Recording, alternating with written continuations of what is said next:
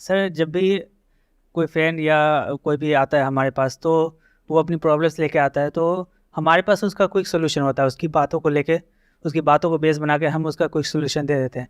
लेकिन जब बात अपनी बारी आती है कि हमारे साथ कोई प्रॉब्लम होता है, तो हम फंस जाते हैं वहाँ पे। हमें समझ में नहीं आता है कि हम करें तो क्या करें, तो इस सिचुएशन को कैसे डील करें। आप में से कोई है जो जवाब देना चाहेंगे? हम सामने वाले को बता रहे तू ये कर ले, तू वो कर ले, पर हम उसकी जगह पर नहीं है। हमारा माइंड तब भी कहीं ना कहीं चल रहा होता है कि ठीक है कोई नहीं।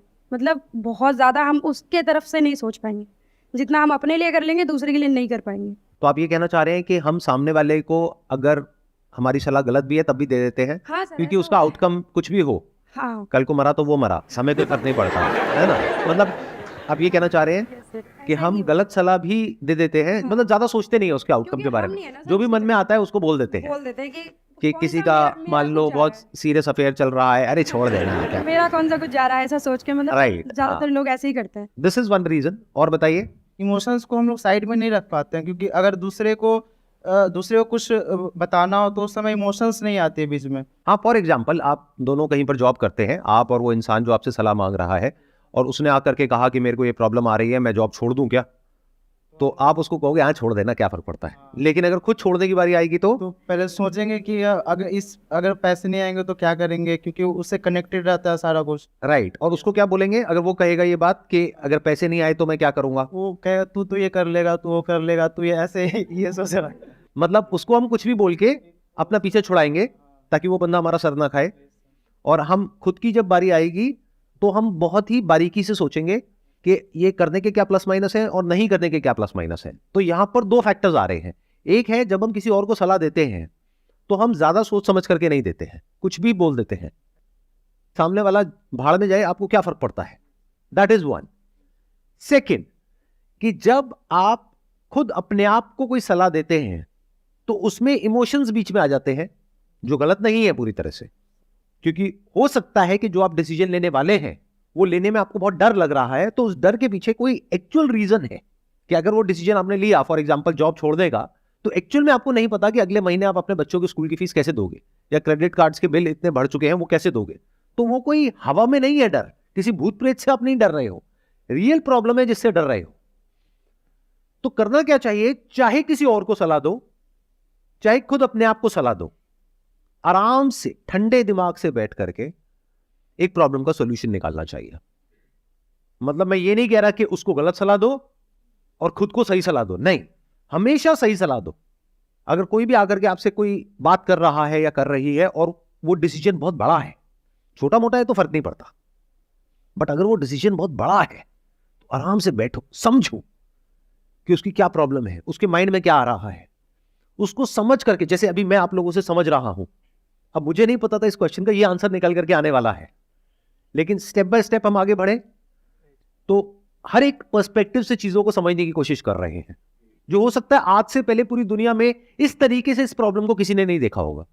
राइट। आप जाकर के किसी और से पूछोगे, कोई और है यहां पर बैठा हुआ है, वो क्या कहेगा, अच्छा ये होता है, तो ठीक है, इसके पीछे जो रीजन है वो ये है कि आप जब किसी और को सलाह देते हो तो आप डिटैच होकर के देते हो, उसमें आपके इमोशंस बीच में नहीं आते हैं, तो आप सही सलाह देते हो। लेकिन जब खुद की बारी आती है तो इमोशंस बीच में आ जाते हैं, इस वजह से आप सही डिसीजन नहीं ले पाते हो। कि कितना सुपरफिशियल लेवल का आंसर है। ये आंसर सुनने में आपको बड़ा अच्छा लगेगा कि हाँ मेरे को मेरी प्रॉब्लम का सॉल्यूशन मिल गया, बहुत ही बेकार सॉल्यूशन है ये।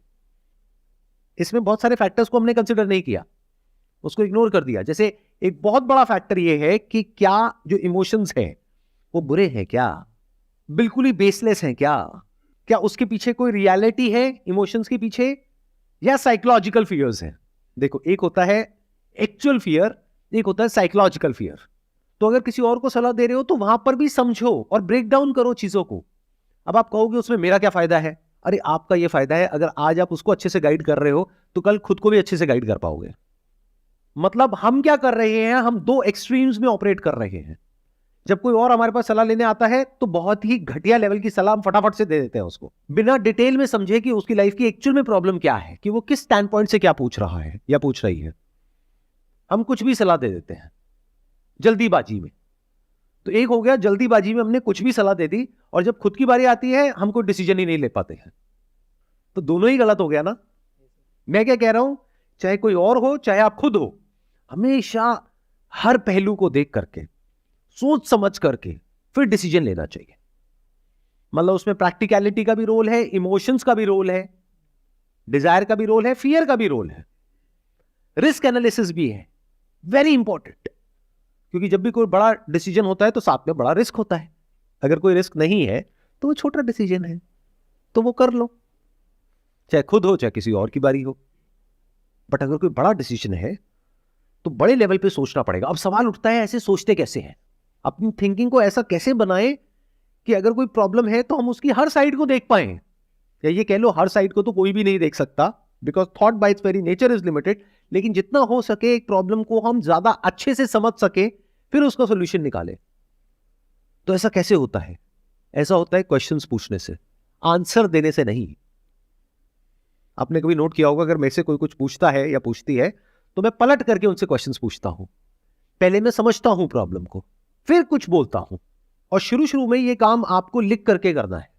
यानी अगर कोई इंसान आपके पास सलाह लेने के लिए आया, या फिर अगर आपको खुद के लिए कोई डिसीजन लेना है, तो एक पेपर पेन लो, उसमें इधर लिखो प्लस, इधर लिखो माइनस, कि इस डिसीजन को लेने के क्या प्लस है क्या माइनस है। उसके साथ में बैठो। उस इंसान के लिए वो डिसीजन बहुत इंपॉर्टेंट है। 2 मिनट में मत बोलो उसको कुछ भी करने के लिए, हो सकता है उसकी पूरी लाइफ खराब हो जाए।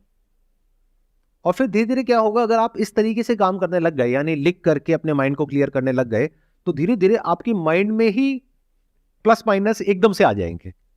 प्रैक्टिस की बात है, इस तरह की हमारी प्रैक्टिस नहीं है। हम लोग क्या गलती करते हैं कि अगर कोई हमारे पास में आता है सलाह लेने के लिए, तो फटाफट से सलाह दे देते हैं, चाहे उसका हमको कोई नॉलेज है या नहीं है, एक्सपीरियंस है या नहीं है।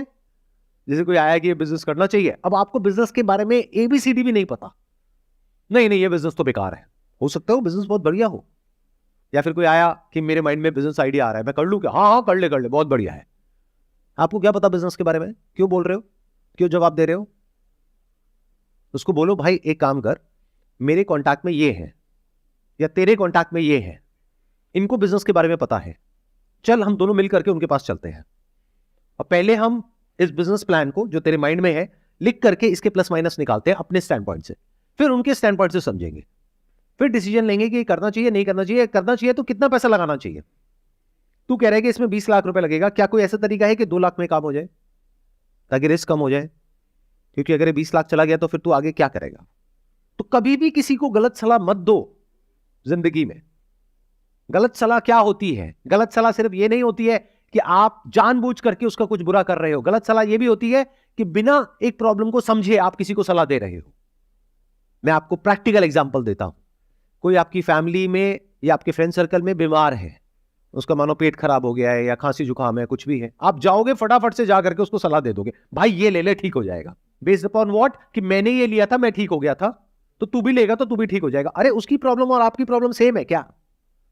तो आपने क्या किया? एक इंसान को गलत सलाह दे दी। आपकी नीयत गलत नहीं है, लेकिन आपकी ये जो सलाह है ये बेवकूफी भरी है। और जब हम दूसरों के साथ ऐसे करते हैं तो एक स्टेज ऐसी आ जाती है कि हम खुद के साथ भी यही करने लग जाते हैं। टाइम खराब चल रहा है, किसका नहीं चल रहा है पहले तो मुझे ये बता दो। पैसे की दिक्कत है, किसको नहीं है ये बता दो। रिलेशनशिप्स की दिक्कत है, घर में कलेश होते हैं, किसके नहीं होते हैं ये बता दो। शादी के बाद अगर एक छत के नीचे रहते हैं तो हेल्थ के लेवल पे प्रॉब्लम चल रही है, एक के बाद एक आ रही है, किसके नहीं आ रही है बता दो आज के टाइम में। तो जब ऐसी 2-4 चीजें हो जाती हैं किसी की लाइफ में, तो हम उल्टी सीधी सलाह उसको देने लग जाते हैं। कुछ तो हुआ है, या तो किसी की नजर लगी है या कहीं किसी ने कुछ कर दिया है। क्या कभी ऐसा हुआ तू घर के बाहर निकला हो और कहीं कोई हरी मिर्च है, ये वो नींबू वींबू कहीं कुछ? हाँ एक बार हुआ था, चाहे कोई बंदा भेलपूरी खा रहा था, उसमें वो करके उसने फेंक दिया। हाँ एक बार हुआ तो मेरा पैर भी पड़ गया था। बस यही चक्कर है। चल तू एक काम कर, तू वहां जा, देख सब ठीक हो जाएगा। अभी कैसी सलाह है? क्या समझदारी वाली सलाह है या बेवकूफी भरी सलाह है? तो जब आप ऐसी बेवकूफी भरी सलाह औरों को देने लग जाते हो, और हमारे आसपास में भरे पड़े हैं ऐसे लोग, तो एक दिन आप खुद भी ऐसे ही हो जाते हो, आपको पता भी नहीं लगता है। एक झूठ को बार बार बोलते रहो, वो कब सच हो जाएगा आपके लिए आपको पता भी नहीं लगेगा। आप सच और झूठ के बीच में फर्क ही नहीं कर पाओगे।